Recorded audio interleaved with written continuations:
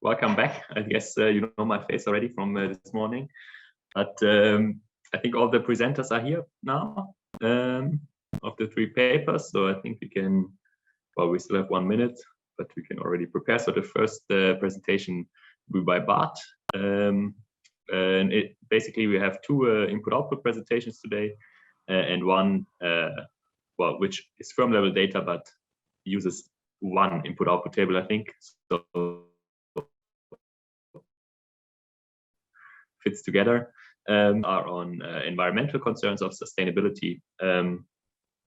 And yeah, perhaps we can, well, let's wait 1 more minute. Now it's 1 o'clock, but I think we can get started. So, but yeah, the floor is yours. Okay, thank you very much, Stefan. I will try to share the screen. Let's see if this works.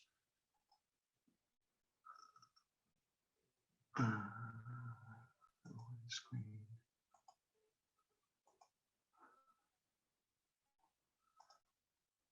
I hope you can see my my slides now. Not yet. Oh, did I do something wrong?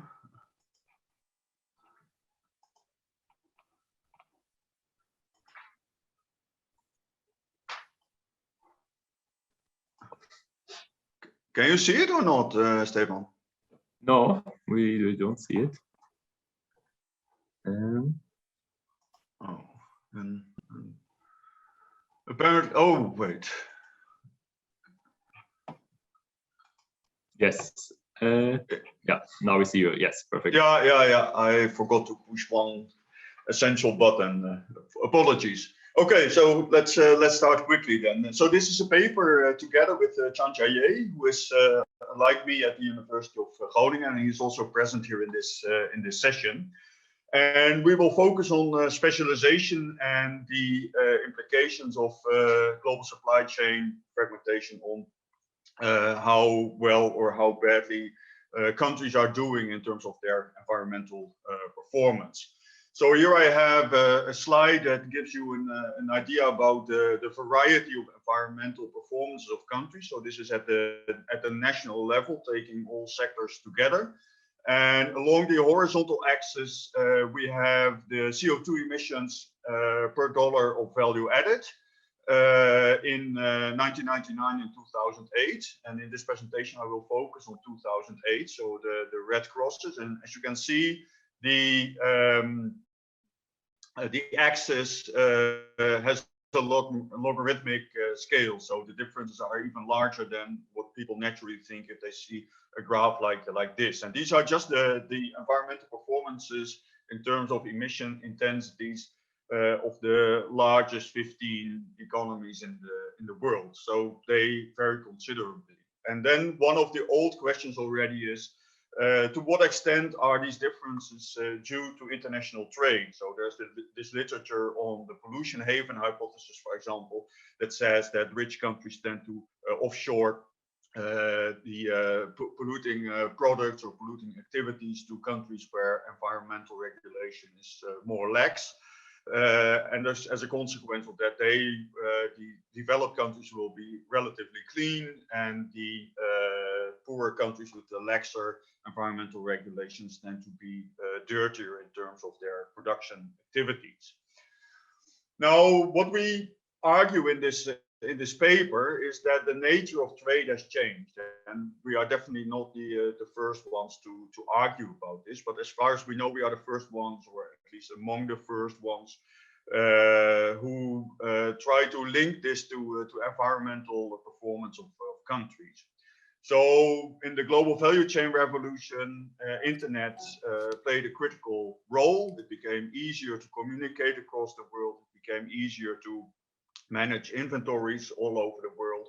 And as a consequence, it has allowed firms to offshore stages of production. So as we have seen, parts and components trade has become more important, and this also holds for trade in business services. So this internet revolution and the ensuing global value chain revolution have led to more industry specialization.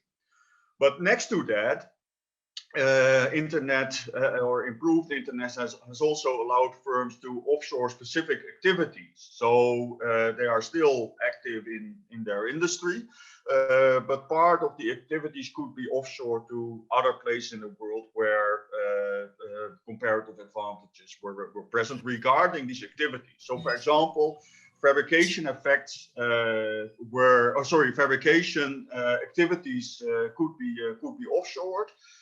While developed countries retained headquarter functions like R&D, like design, like marketing, like the organization of the logistics in the home country. So even though the label of the industry did not change, the activities that took part within industries in both the home country and in countries to which offshoring took place changed. And this is called functional specialization. And at the macro level, a very interesting and nice paper has been written recently by Marcel Timmer, Sebastian Miroudot, and Gijs de Vries, which appeared in the Journal of Economic Geography. So, as I mentioned, as far as we are aware, functional specialization so far has not played a role in studies that analyze the impact of trade on the environmental performance of countries. And this has implications for whether the short-term burdens of energy transitions, etc., are fairly distributed across countries in the type of agreements that summits like the Glasgow summit want to achieve. So what is usually done is, that differences in emission intensities can be attributed to trade-induced industry specialization, to trade-induced functional specialization, and to what you could call country-specific factors. So differences in consumption bundles. Some countries still consume a lot of manufactured products, which tend to be more polluting than services. In richer countries, it's the other way around. But there are, of course, also technological differences, for example, in the way in which power is generated. So in existing studies, what happens is that trade-induced industry specialization is computed, so indicators of this are obtained, and then what remains is usually called, so the residual is usually called the country-specific factors. So if the consequences of industry specialization are relatively limited, then the conclusion is, okay, this doesn't play a large role, trade doesn't play a large role, so it's country-specific factors that are responsible for differences in national environmental performance. Now, what we will do, we will say, okay, given that this functional specialization has become more important, we take all trades induced specialization together, and we obtain a smaller residual, at least in conceptual terms, smaller, and hence we can say more about which are truly the country-specific factors that play a role. And in our analysis, we will focus on 2008, as I mentioned already. So what we do first to argue that functional specialization actually plays a role in this type of analysis and in the cleanliness or dirtiness of production in countries is that we do industry level regressions. So here along the horizontal axis, we have the fabrication share in industry value added. So that's the share of activities that can be attributed to standardized services, but also mainly in this case to the actual production work. So the production of cars and other transportation equipment. Everything else is things like, as I mentioned, research and development, marketing, logistics, etc., etc.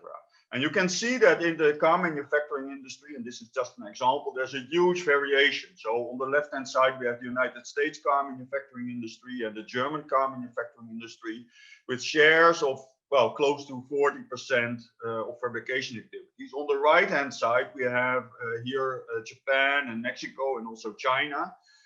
With fabrication shares of let's say 65 and up to 70%. So there is some variation. And what we do is that we estimate equations as indicated here on the top, where headquarter value added is separated from fabrication activities value added. And then we use non-negative least squares in order to make sure that the marginal emissions of both types of value added generation are non-negative. So it is impossible, given the type of estimation procedure that we adopt, that producing more value added from either of the two types will lead to fewer emissions. We run these regressions again at the industry level, so not just for car manufacturing, but also for all the other industries that are contained in the World Input Output Database, the 2013 release, because the data on functional specialization are not available yet for the newer World Input Output Database release. And we use these occupational data by industry that were reported in the 2019 paper that I mentioned. And these data are also available on the Wyatt website. Now, it is important to note that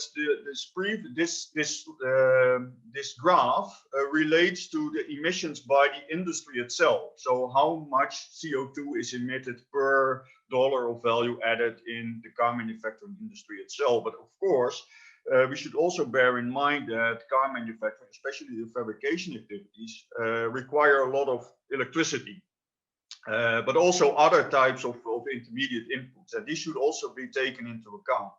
So here we have a graph in which we also take these indirect emissions into account that are associated with the production of cars. And then we see that the upward sloping line has a clearer positive slope than the one in which only the direct emissions are taken into account. So here we are and at the top in the right upper corner we have China, which is known still to be a polluting country in its activities. But also if you compare it to what other countries with similar functional specialization in cars have, then it's still polluting. And this is to a large extent due to production technologies used in other domestic industries. So this should be taken into account. So these two graphs show, hopefully, that functional specialization might well matter. And in some industries, the effects are clearer than in others. So we are now going to the macro story. And we will first focus on, let's say, old-fashioned industry specialization to see to what extent this can actually explain the differences in national environmental performances of countries. So what we do is that we use Wyatt. We collapse the entire big world input output table into a single country input output table for the entire world. So Mexican chemicals industry are added to German chemicals industries and to Japanese chemicals industries, for example. And in this way, we obtain a regular national input output table, but then for the world. These represent world technologies. Then we also compute CO2 divided by value added ratios for each of the industries for the world as a whole, and compute the emissions of countries if this world technology would be used. And then we take the export bundle and the import bundle of these countries and see to what extent these actually affect the national emissions if the world technology would be used. So it's well known, for example, that exporting cement leads to more emissions than when, like the United Kingdom, for example, you mainly export financial and business services. And these differences are taken into account here. Then we get a table like this, where we have the global emission intensity in the bottom left corner, 44 kilotons of CO2 per I think $1 million of value added. And you can see in the column on the left that there's quite some variation. So this represents the first graph that I showed. Then we look at what happens if the world technology would be used. And here we have what is included in the exports and in the imports for each of these countries. So the differences between the numbers in this column relate to the different compositions in terms of products that are exported by countries. And here we have the same for the imports. And here we have the ratio of emissions according to the world technology in exports and imports. And we see that, for example, China has a slightly positive value. We also find, a value slightly larger than 1. And the same goes for Germany and Spain and a country like Russia, for example. So these are all countries of which the exports are dirtier than the imports if the industries are taken into account. And then on the right-hand side, we have the parts of the actual differences between the CO2 emissions per dollar of value added in countries and those in the world. So the 0.06 here relates to the difference between the actual Australian emission intensities and the global intensity, and how much of this can be actually explained by difference in trade. And we see then that these differences are very small. And this is in line with what most of the macroeconomic studies find related to the pollution haven hypothesis. So countries that are poorer do not tend to export products that are much more polluting than countries that are relatively rich. So only a very small fraction of the actual differences between national emission intensities and the global intensity can be attributed to trade, if only industry specialization is taken into account. Now, in the next step, we take the combination of the two, so both industry specialization and functional specialization, and we do so by looking at what is actually imported by countries. So if you look at the United States, for example, then it imports a lot of fabrication value added from a country like Mexico, and it mainly exports products with a lot of headquarter value added in it. So this is taken into account, and then we follow the same type of procedure as I discussed in a minute ago for the industry specialization effects alone. And then we also get a table that can be interpreted along the same lines. So here we have in this column the ratio between the dirtiness of the exports and the dirtiness of the imports. And again, we now take into account whether it's mainly fabrication activities that are imported or headquarter activities. And we are using this regression framework in which both the direct and the indirect effects are taken into account. And these regression results, they represent the world technology. And then we find that a country like China still has a value larger than 1, indicating that its exports are dirtier than its imports, but it's much farther from 1. So in the industry specialization case, it was only 1.02, if I remember well. Here it's 1.58, so that's quite a difference. For Russia, the difference is even larger. And we still find that Germany, for example, has dirtier exports than its imports. Then the next question is, okay, what does this imply for the extent to which trade can explain differences in the national environmental performances? And then we find that more can be attributed to trade. So if we, for example, look at China, then we find that it is dirtier than the global average, 0.87, that's 0.08, so that's about 9–10% of this can be attributed to the types of activities that it is importing and exporting. And then, of course, there's still a sizable difference due to the country-specific factors, but it's again clearly smaller than if trade is not taken into account, and the difference is even larger if we focus on Russia. Now this has some implications for the pollution haven hypothesis. So we find that some of the poorer countries really export dirtier types of activities in their products than many of the rich countries do. We also find for the United States, for example, that if we take its export and import patterns into account, that the relatively clean way in which it produced, so it's cleaner than the global average, as you can also see here. So the difference between these two is the minus 0.12.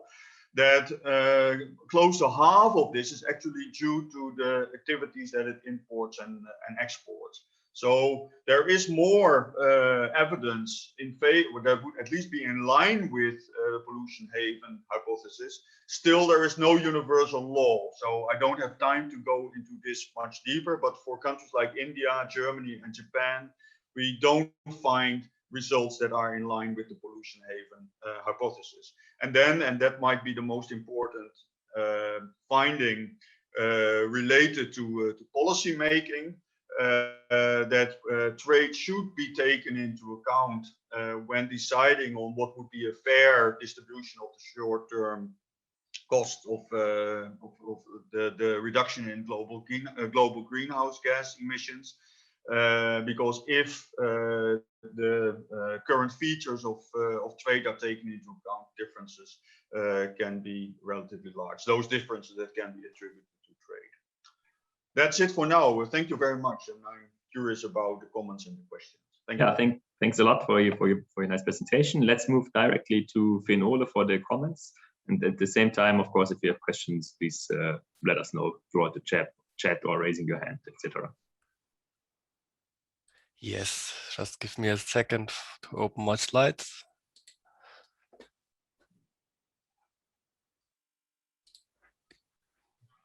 So, yes.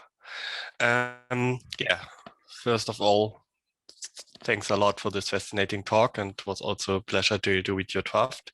Even it's still work in progress, but it's always interesting to see all the insights. And yes, I do not want to recap too long the main findings. However, I think you bring a really important topic on the table with the functional specialization, so that we have an importance of, for instance, having higher share of headquarter activities in a country compared to fabrication, and this is often neglected. And yeah, that's your contribution is definitely really, really important for decision makers. And I wanted to hear a little bit more about your insights for the political implications of this for the climate negotiations. You have done it with your concluding remarks, so I will split this point. However, dive directly to the methodology, and I think this is, you have shown the automobile industry in your example with the regression line and the relation between fabrication share and yeah, let's say dirty production. And yes, here I want to know a little bit more. I would like to get more insights on other industries. So how heterogeneous are the effects given different industries? So do you observe this relation in most industries or only in a few? And yeah, how the slope might differ between industries? So a little bit more insights about the heterogeneity going on between industries would be really insightful. And I'm also, yeah, I know you have a limited number of countries you could cover with the wired database. So I think it's at maximum 40 countries. I think you excluded the rest of the world, for instance, so it will be a little bit below. But yes, that would be also interesting to get some insights maybe about significance, if it's possible, to state significant effects in this sense. And I also would like to know a little bit also in the same sense, a little bit more about outlier in specific industry. I think there's a lot of interesting stories going on. It's not granted that it's it can be also in favor of your story. So it would be interesting to get some more insights of specific industries. And yeah, you already mentioned China, for instance, as yeah, big polluter, but I assume that they are also different depending on what they produce or what industry you're focusing on. And that would be nice. And I also would like to ask you for more insights about the different years you could cover. So you presented today only 2008. I do not assume that there's much variation going on in one decade, but maybe it would be also good for robustness reasons to know if other years have the same pattern. And maybe if you do a regression, I would also, as I said, I assume that's the topic you're interested in. It's too sluggish over time, but so for the panel analysis, it's not a good point maybe, but maybe you could at least run a full full sample for I think you have 1999 to 2008 possible, so and just include year dummies, for instance, so maybe you get a little bit more observational points.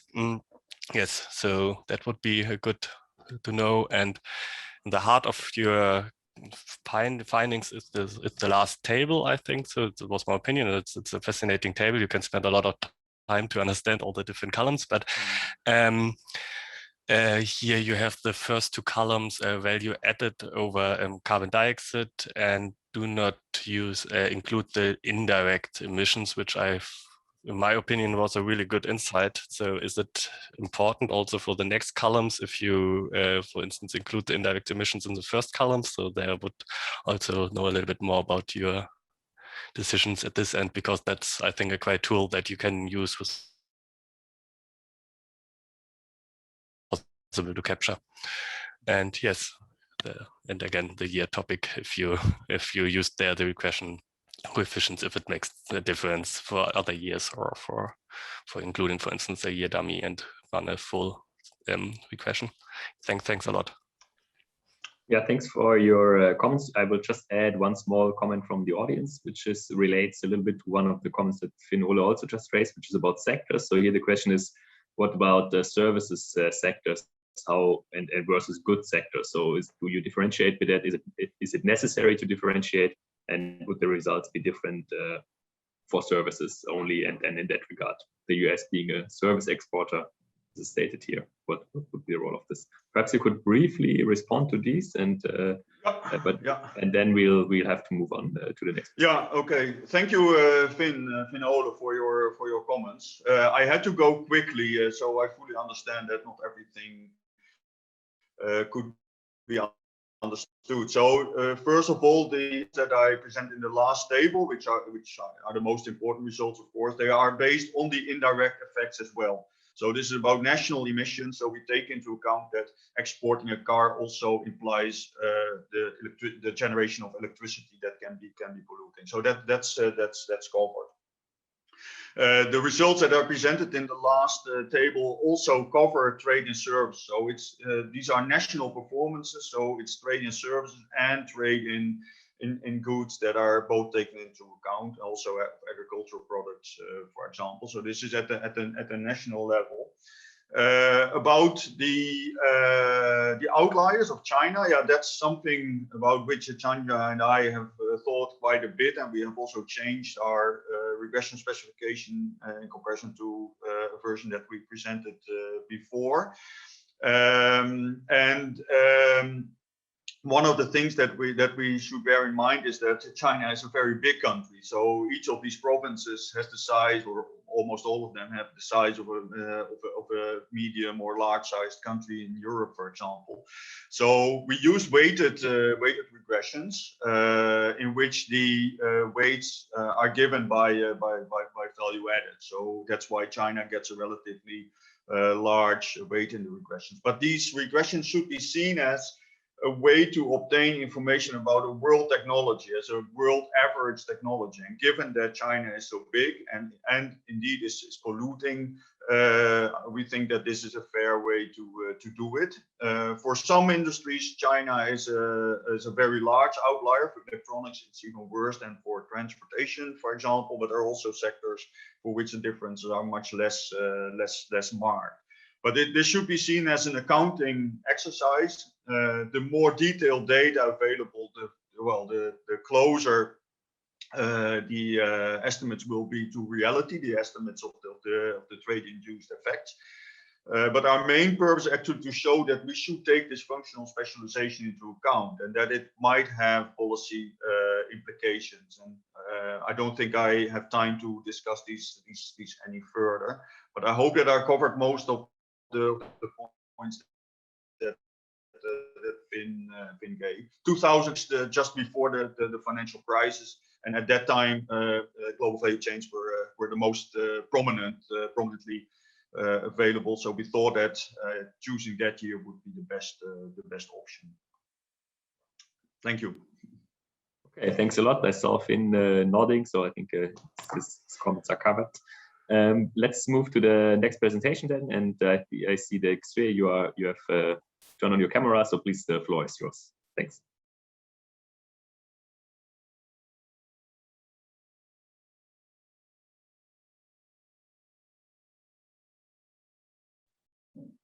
Hi. Can you see my screen? Just want to confirm that. Okay. Yes. Okay. Good afternoon, everyone. I'm Shehan, currently working at the OECD. I'm very glad to present the paper I've been working with Nori. So this paper, we try to answer does participation in regional value chains embody less carbon contents than involving in the global value chains? How do we come up with this question? From early 2000s, the side effect of global warming has been increasingly discussed. Carbon dioxide emissions are argued as the main cause of the global warming, accounting for about 74% of greenhouse gas. There are apparent regionalization and hubs leading networks in the internationally fragmented production chains. Global value chains may be misleading to denote it, as value-added trade is predominantly regional. This paper is aiming at bridging the two conventional frameworks and investigating the evolution of the emissions along national, regional, and global production networks. Before that, we are curious to know how to distinguish regional value chains from global value chains. Earlier studies are based on the bilateral relationships. More recent studies define RVC and GVC according to the three links among reporting economies, production partners, and destinations. Pure regional value chains require the reporting economies, intermediate production partners, and ultimate production partners belong to the same region. Global value chains are defined as the joint production involving countries from different economic blocks. We developed the methodology in 4 aspects. First, we use the price deflator to minimize the price bias. Second, we initially decompose a Liang-Tiff inverse matrix into national, regional, and global total factor production matrix. Third, we combine the production-based and demand-based emissions into national emission chains, regional emission chains, and global emission chains. Last, we apply the time series structure decomposition analysis. The data we use in this paper are from OECD ISIO database, CO2 in international trade database, and national accounts deflators from UNSD. Some researchers use the global multi-region IO tables in previous years priced from a WIOD database to eliminate the price effects, but this is limited to the database resource. We use output deflator to obtain the output and the final demand at constant prices while keeping the input coefficients unchanged. This is simplified but sufficient price-based adjustment, as input coefficients are relatively stable over the time. This approach can also be used generally to other inter-region IO tables. Based on the price adjusted model, we further decompose the Liang-Tiff inverse matrix into national, regional, and global total factor production matrix. National total factor production matrix indicates the domestic interdependency between the sectors. Pure regional total factor production multipliers reflects the pure inter-regional production network effect.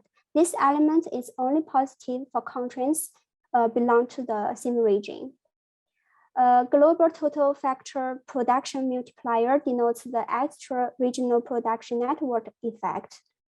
Total carbon dioxide emissions consist of CO2 emissions from industry process and direct CO2 emissions by households, such as combustion of fuels for motor vehicles and natural gas. IO-based decomposition, namely structural decomposition analysis, are rewritten as the equation in the middle. From the matrix equation, we have the carbon emissions in the flow forms. If we sum up the matrix by rows, then we can get the production-based emissions, as well as emissions from forward linkages along global value chains. In a similar way, we will have the consumption-based emissions and the backward linkage emissions along global productions. CO2 emissions along national, regional, and global production network can be further divided into 6 elements, namely national emission chains, regional emission chains, and the global emission chains for national, regional, and global final demand. The chart also shows the 6 elements and the mapping relationship with the previous studies. Unsurprisingly, Eastern Asia and Southeast Asia as net emission exporters, while Europe and North America as net emission importers. Pure national emission chains account for most of the carbon emissions. Pure regional emission chains embody generally less carbon emissions than global emission chains, except for Europe and North America from the production side. Gaps between the production-based and the consumption-based emissions vary along the different production networks for different regions. North America and Europe show apparent bigger gaps in the global emission chains than the regional emission chains. We also provide similar charts for the 6 countries. Germany and Japan produce more emissions than the consumption along the regional production network. From the production side, Japan has an increasing participation in the regional production from 1995 to 2011, while the participation in the global production network is relatively stable. Technology effect takes into effect from 2011. United Kingdom and Germany are the top 2 biggest carbon reducers among the G7 from 2013. More efforts can be done from the consumption side. We also show the charts for the production-based emissions for the top 10 largest sectors in the total carbon emissions.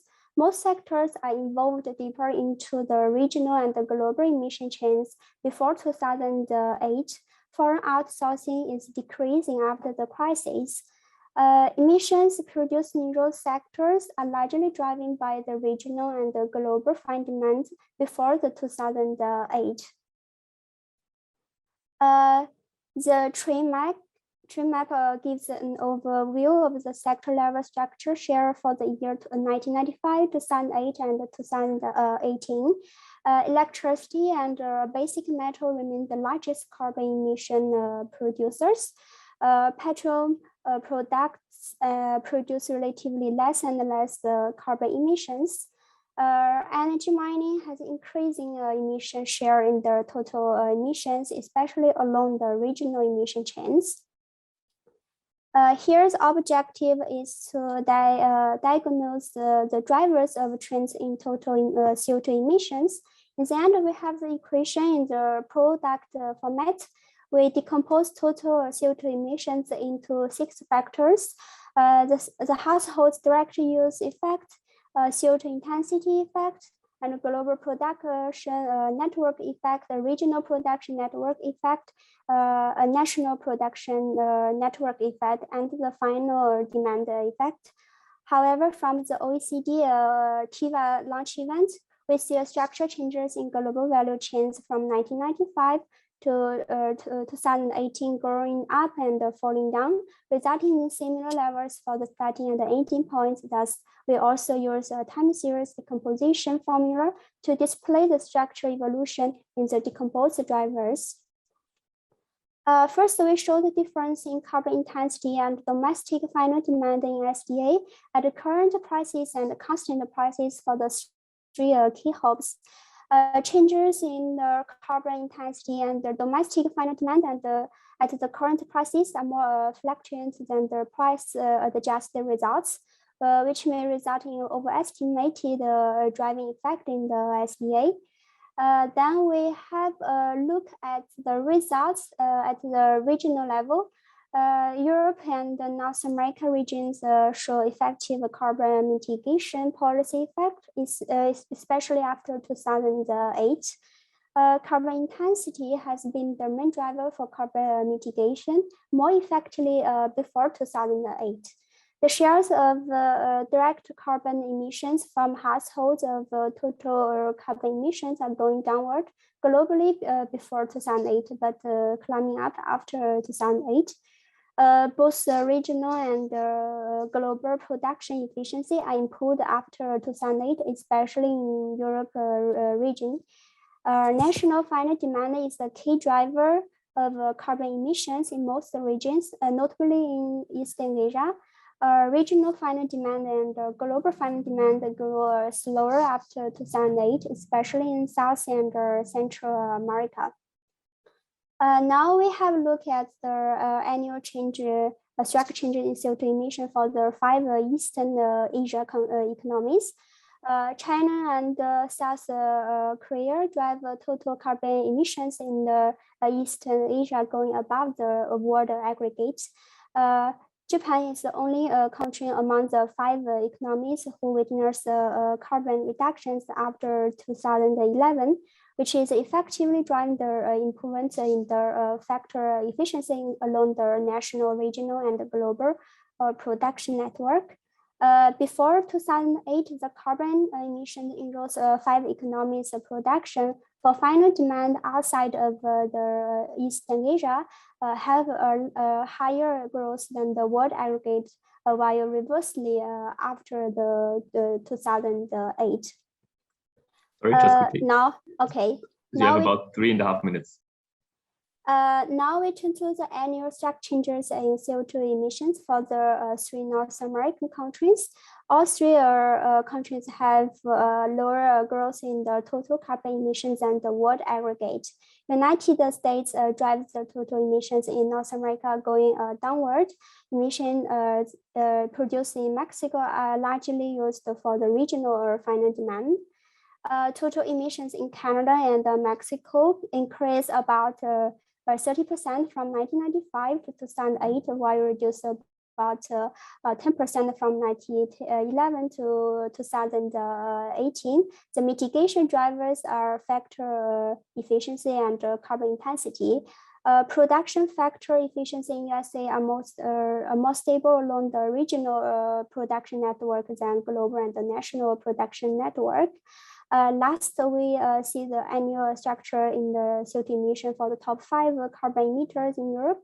There are 2 waves in the carbon reduction trends in Europe. The first wave is before 2000, increasing about 5% on average. The second wave starts at 2005, showing a deeper reduction of 20% on average. United Kingdom and Italy are the top 2 carbon reducers among the 5 largest emitters in Europe from 2005. Both countries are mainly driven by their carbon intensity in the production process. United Kingdom also has a contribution from a factor efficiency improvement along the global and the regional production network. Poland has a sharper reduction in carbon intensity. We also find Poland's factor efficiency along the pure national production network drives the carbon emissions going downward, while the changes in regional and global production drive the CO2 emission going upward. So here is our preliminary findings. The regional emission chains embody less carbon contents than the global emission chains. At the aggregate level, pure regional emission chains grow relatively slower than the global emission chains. Gaps between the production-based and the consumption-based emissions vary along different production networks for different regions. From the production side, total emissions are mostly from national emission chains, except for Lower Luxembourg, Slovakia, and Singapore. Carbon intensity is a key driver for carbon reduction for most countries, except Lower and Cambodia, and the imitation effect is more effective before 2008. Annual SDA tells that production sourcing intensity is generally growing before 2008 and going down.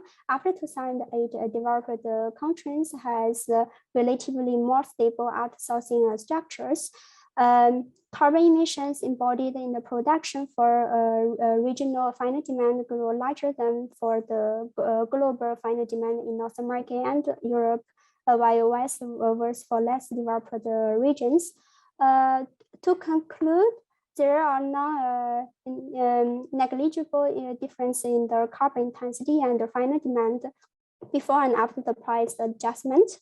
The decomposition of Leontief inverse matrix into national, regional, and global total factor production matrix helps identifying the evolving production sourcing technology within the countries, within the regions, and between the regions.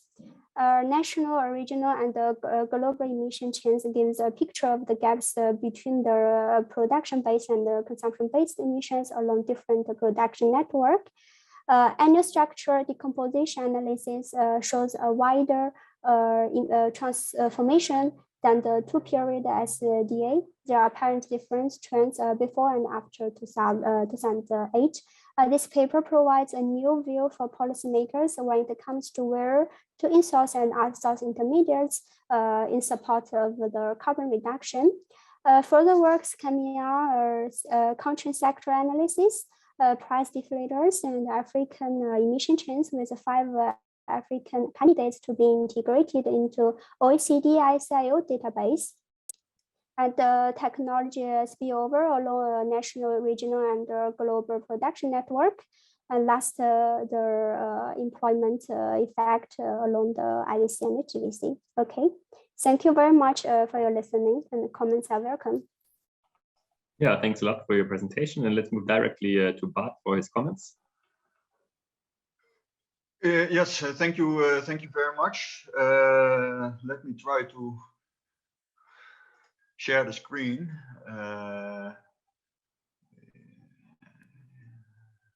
What's this? Okay, well, I hope you can read this. Well, thank you very much, Clemence. This is according to both Chanja and me. So I will present, but the comments are prepared by Chanja and me together.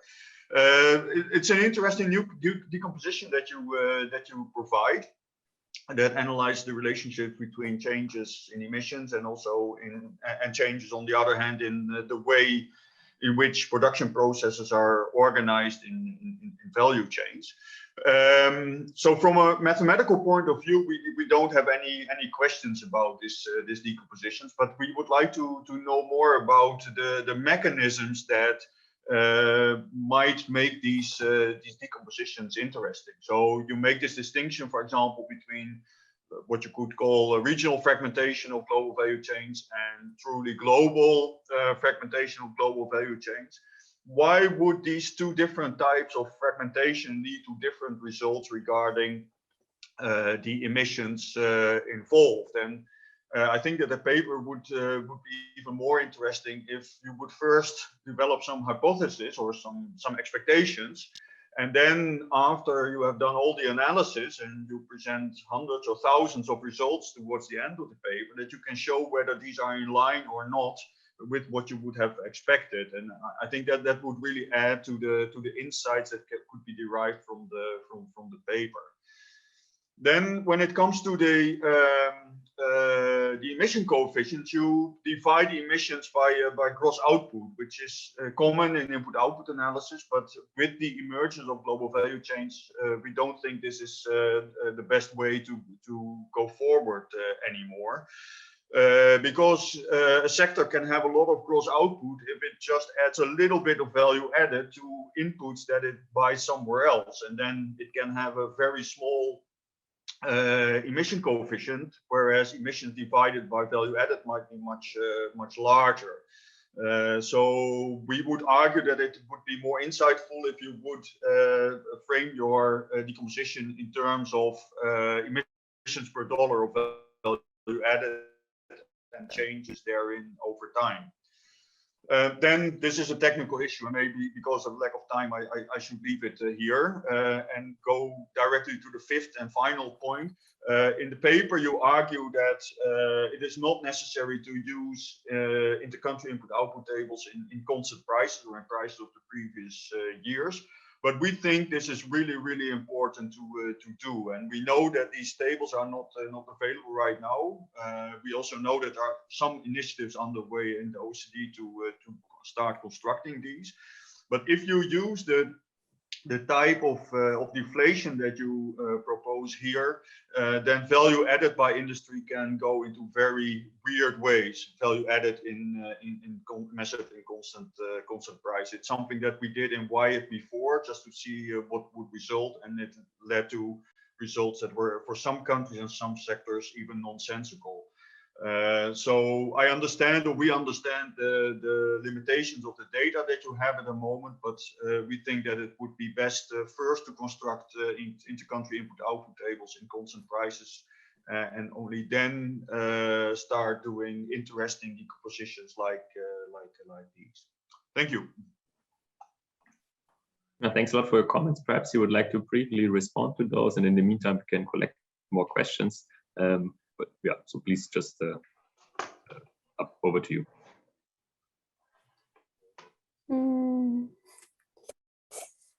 Okay. Yes. Okay. Maybe Nari. Yes, sure. Yeah. Yeah. Sorry.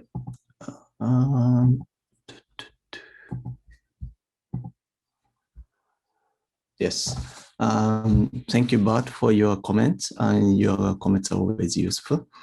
So first one was about the mechanism behind the value chains.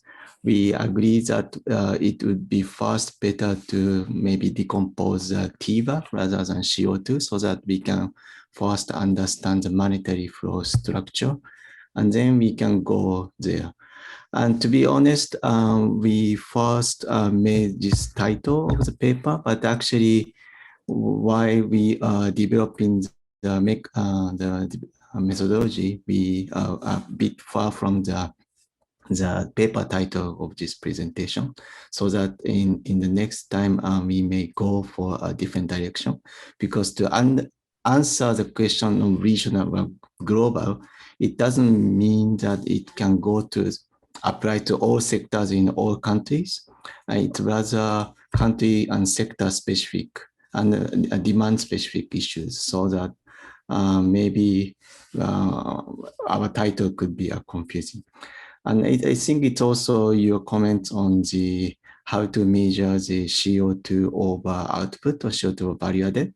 I think it's feasible to do it in both ways, because if we multiply the CO2 divided by value added times value added over output, it's basically we can include your concept into the decomposition analysis. And I think we will do this.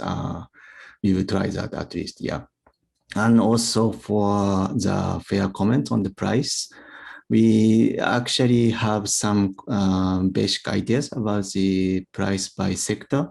Like we have a STAN database at the OECD. For it covers about 40 countries.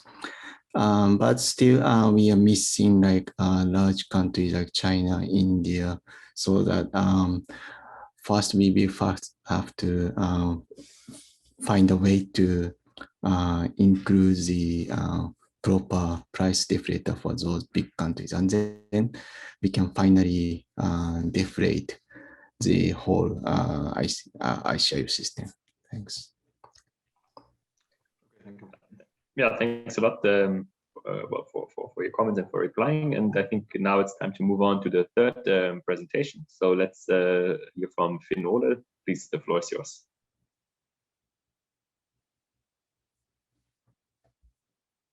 Yes, you should see my slides. Yeah. Yeah, then thanks and welcome to my talk on the drivers of clean production, firms' global value chain positioning. First of all, this is ongoing work, so I highly welcome any feedback today or also at a later stage via email or as you like.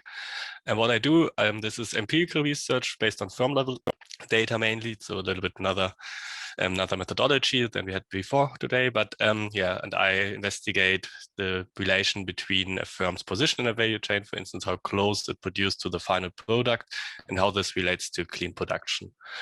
Yeah, the overall topic, I think it's of high interest in the area of achieving a green transformation of industries in a globalized world, which is also in the heart of the UNIDO. So I'm really happy to get the chance to present my work here today. And it's also covered in the SDGs 9, for instance, on industry, innovation, infrastructure. From the research side, I want to contribute to our understanding how GVC participation of firms relates to clean production. And there are a lot of really good studies published over the last decade, but yeah, they mainly focus on, for instance, export activity of a firm, import competition, or foreign ownership. And yeah, I want to bring to the table the role of the value chain positioning as a determinant for clean production. And this is based on aggregated studies just published, for instance, also covered in the handbook by Copeland, Shapiro, and Taylor, who stated in their Stylist Fact 3 on globalization and the environment that dirty industries are more upstream. And this is based on most countries a monotone, in some cases fairly linear relationship between the industry's upstreamness and carbon dioxide emissions. And yeah, as we know, firms are really heterogeneous, even in narrowly defined industries. That's the reason why I think it makes sense also to look if this relation holds at the firm level once you control for standard drivers of clean production, of environmentally friendly production of firms. And I do this with Indian manufacturing data. In addition, I want to add to our understanding an analysis how, for instance, export activity of a firm and also its exposure to environmental demanding markets moderate the expected relation.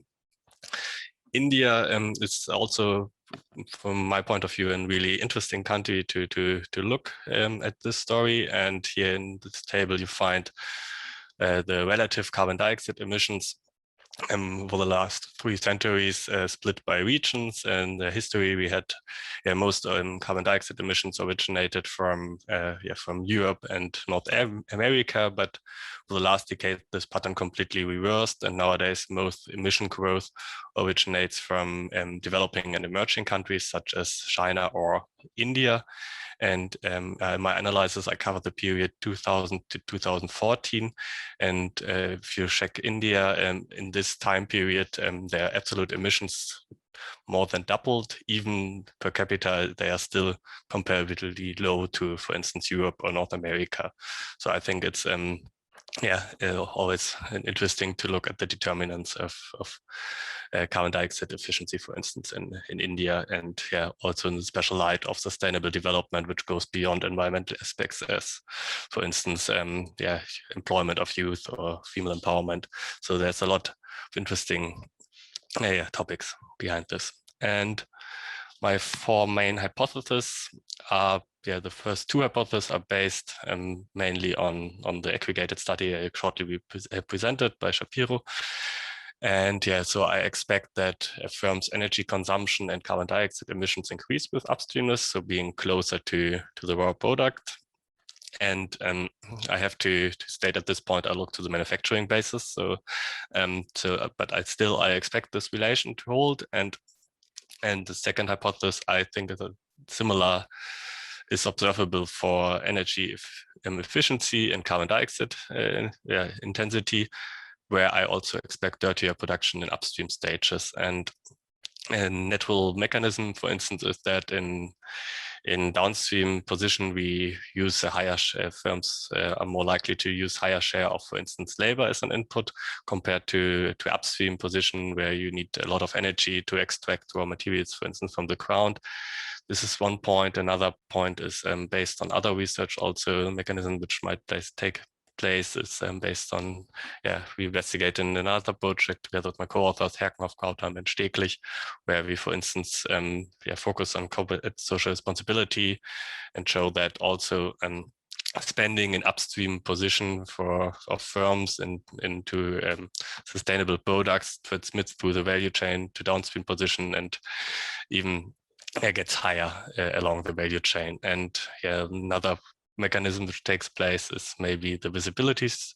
So the demand for sustainable production, and this is, for instance, covered in Horbach, in the paper of Horbach, 2008, and it states that consumers are a main source of demand for sustainable production, and they are more familiar, for instance, with products and downstream position, which might also take place. Beyond this, I wanted to investigate empirically if, for instance, export activity negatively moderates the link between upstreamness and dirty production, which I expect because many recent firm-level studies show positive environmental effects induced by trade integration.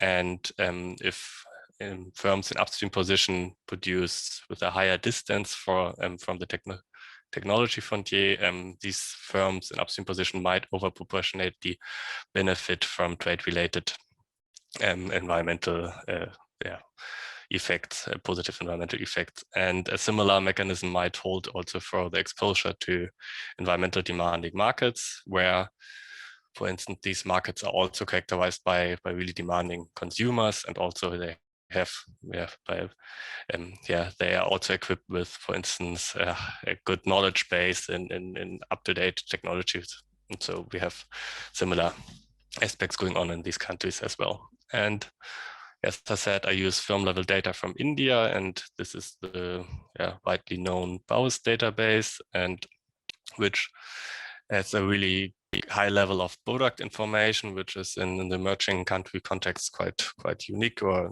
not unique, but not frequently observable. And this product information can be used to calculate a firm-specific upstreamness measure, which I will present next on the next slide. And this is one aspect why I like to use this database. And the other is that this is quite unique, is that you can also observe physical energy consumption by firms. So we're here talking about direct energy consumption, and for instance, how much coal is consumed in tons, for instance. So it's the level of information you have, and you can use this information to convert it into carbon dioxide emissions related to production.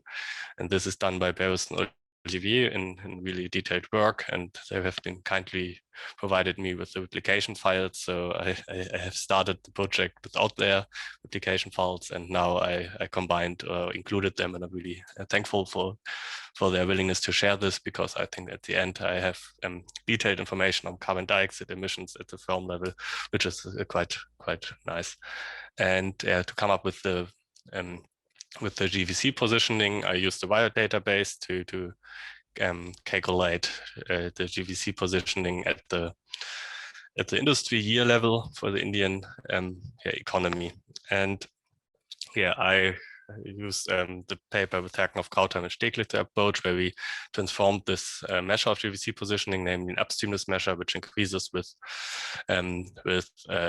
distance to the final demand and to the final product, and bring this with the product data of BAUS to the firm level by using the sales, relative sales in an industry in a year of a firm as a weighting factor of the different GVC positions of a firm.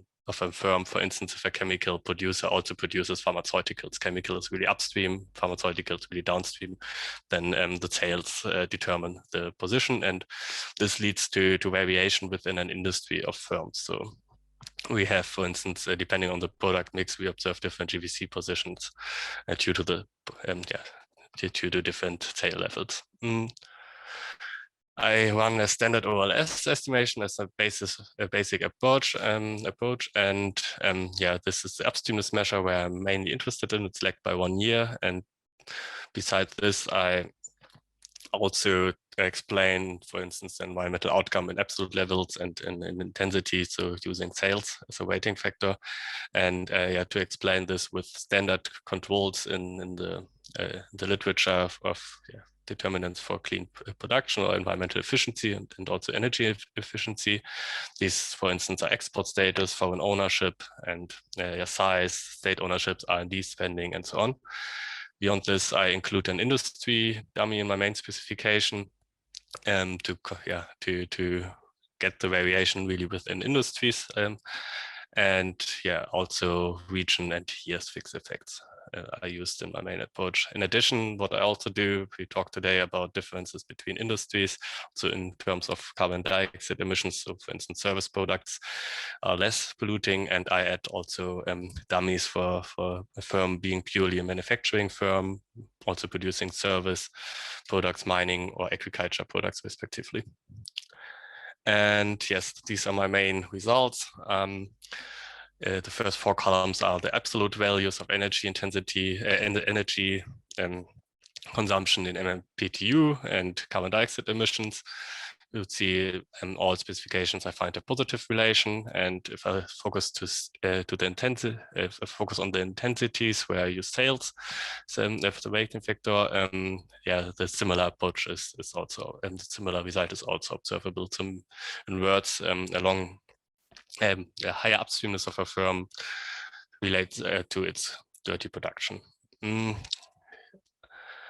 Also in economic, the economic magnitude is, in my opinion, really relevant. So if you look at the left side, it's really downstream. On the right side, it gets a firm really upstream. So the different percentiles where a firm is positioned, and switching from really downstream position to really upstream position increases the expected carbon dioxide intensity, for instance, by 88%. So the graph below are the intensities. And yes, let me shortly dive to the environmental policies stringency, exposure to environmental policy stringency. Here I also used an indicator which captures that an industry overproportionately serves markets with a high level of environmental policy stringency based on the OECD EPS index. And yeah, it's I do not want to explain it here in too much detail due to the time, but if this term, the second term, is above 1, its rate is overproportionately biased towards markets with a high level of environmental policy stringency, and if it's below 1, it's on average exports target markets with an EPS score which is below the average. And yeah, it's again, yeah. That's a good note. You have about 2-3 minutes left. Yes, and again, I weight this this measure, it's industry measure with the firm-specific sales index. And here are the results once included for the third hypothesis, the upstreamness times export dummy interaction. I do not find any effect which shows that there's no I find no support for this hypothesis that upstream firm might overproportionately benefit from trade-related environmental positive effects in per se. However, if we focus on the upstreamness time environmental policy stringency measure, I find a negative significant effect for the absolute values and intensities. So this might links to a higher to another slope of the positive relation between upstreamness and dirty production, depending on the exposure to environment policy stringency. In the graph here, you can see it illustrated. So if you look to the upper line here, starting at minus 0.5, this is given that the exposure to environment policy stringency is really high. So we have the 1.5 value here. The slope even turns negative. And if we have in contrast here, conversely, a really low exposure to market-related environmental policy stringency, we have this pattern we observed before. So really high positive slope. I have also done an IV specification, which I have no time to present in much detail now, to back basically the first two hypotheses at the moment. I'm working on the others as well, but yeah, feel free to contact me if you like more details. So key results, I would summarize shortly. So we have dirty production increases with upstreamness, which previously was shown at the industry level. I can also find it at the firm level. And this applies for absolute values, but also for intensities. And yeah, the negative relation does not relate to the export status of a firm, but exposure to environmental demanding markets negatively moderate the effect. And the later links, for instance, to the importance of demand pull, because these markets are really characterized by high demand for sustainable production, but also the regulation push and learning by exporting. And yeah, the policy implications are multifold, but let me maybe spotlight on also on Shapiro's finding, which is really relevant in my opinion. So a regulator should especially take the spotlight on upstream firms, and currently this is not going on, what we observe, and this is shown by Shapiro with the environmental bias in trade, so that upstream firms are confronted with lower tariffs, which serves as an implicit subsidy for dirty production, and yeah, is the opposite of climate-friendly trade policy. And yeah, my findings strongly back this claim of him. Thanks a lot. Yeah, thanks a lot for your nice presentation. And let's hear from the discussants. I'm not sure who of you two has prepared the comments, but please go ahead.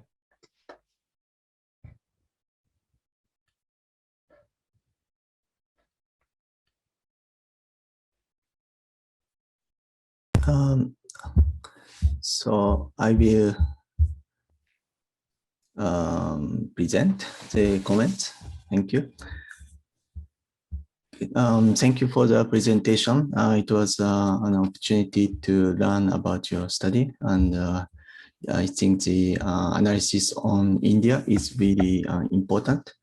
If you look at the macro level, Indian economy depends on more and more foreign final demand. It was like 10% in the late 1990s. Now it's about 16 to 80% according to our TIBA database. And then India becomes third largest emitter of CO2. And if we focus on the tradable manufacturing sector, it's the second from the world since 2009. So I think it's really important to understand Indian CO2 emission structure. And the methodology was about combining the upstreamness studies of the developed in the international economics with microdata, and to understand the how the upstream industries can contribute to clean or dirty production networks. Okay, so the data used was the farm level data for India, which I am not so familiar about this database, to be honest. But the input-output, I'm very familiar with this WIOD 2000 to 2014 database. So let me start with the minor comments. I think this basic methodological formula could be included in text rather than putting elsewhere in the unpublished work that I wasn't really able to access now. And also, if you look at some details, like industry list in the table was not much in the WIOD database, so maybe there might be some aggregation or disaggregation procedure was taken. And maybe it would be also nice to say something about the outlier cleaning procedure in the text, because obviously all microdata has some issues so that usually the analyst wants to clean a bit the database. And then to understand the a bit more complete picture, I think it's good to show some results or descriptive statistics in the appendix. so that we can understand what is the upstreamness index by sector, or was it in the linear structure, non-linear structure, because it may also make a bias or a choice of the ordinary least square regressions in your formula. So in my understanding, maybe it's really some sectors are really high for the linkage in ordinary input up structure, so that might also make a bit of adjustment required. For the and the overall comments, it's overall. So maybe in the original studies, maybe it doesn't really require international comparable input tables. Maybe you could work with more detailed Indian national tables so that you could access the more detailed information than more recent years. And also you mentioned about the tradable manufacturing sector as your concern.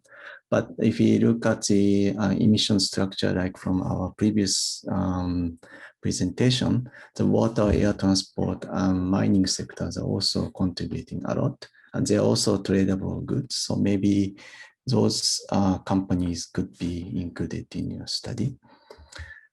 And also, if we look at from the input-output perspectives, maybe we could do more if we decompose or convert your direct CO2 emissions by farms into like CO2 embodied in intermediate supplies, like how much of the supplies could be outsourced, so that the outsourced product could include more CO2 rather than combusting the fuels in that same farm. So that might be another interesting topic to understand the intra-industry outsourcing activities.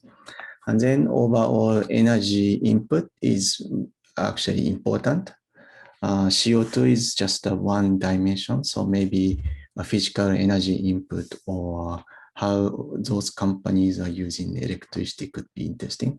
As developing countries are more continues to be developed, maybe they use more machines, equipment, rather than labor input. So those effects could be also affecting the CO2 emissions per production. Yeah, that's about it. Thank you. Yeah, thanks a lot. Perhaps Finn, you want to Finn-Ole, you want to respond briefly to some of those comments, but then we're already reaching the end of the session. But just to give you some time to respond to some of the comments. Yeah, thanks. First of all, for all the comments, and yeah, it's nice to maybe get them also at the later stage so I can incorporate them. But there are a lot of comments I have maybe to work on. But at the beginning, first of all, yes, more details of the other paper will be accessible soon, so that's a work in progress. So I'm sorry for the inconvenience you faced with it. For instance, the exposure to environment policy stringency measure I use, and yes, so you're right. So I need to add more descriptive details here, and also we'll work a little bit more on the descriptive motivations as well. So that's definitely, I think, something that my draft will benefit from. In terms of the emission factor and inflation, yes, that's a big topic, but I have not stated it today, and I have to check if I stated it in my draft. But I deflated all the sales and the monetary values. This is definitely a valid point you're raising here, but I have already tried to deal with it as good as possible. I will check also the other database, definitely. So looking for more details. And yes, yeah, maybe, as I said, I think that's a lot of good comments. I think I will use them in my work and keep it as it is at the moment. So thanks a lot for reading the paper carefully and providing all this feedback. Okay, great. So for the moment, I don't see any additional questions, but again, I'm sure the authors are happy to receive questions further on. There's one Oh, that's just a technical announcement. Anyway, the authors, I'm sure, are happy to receive more questions. Now we are taking a break for half an hour until 2:45 and reconvene here with the next session. But of course, to the panelists, in the meantime, you can also chat in the on the WonderMe virtual space, which you have just seen the information again. And I'm happy to see you back here at 2:45. Thanks to all the panelists for presenting the nice work. Thanks.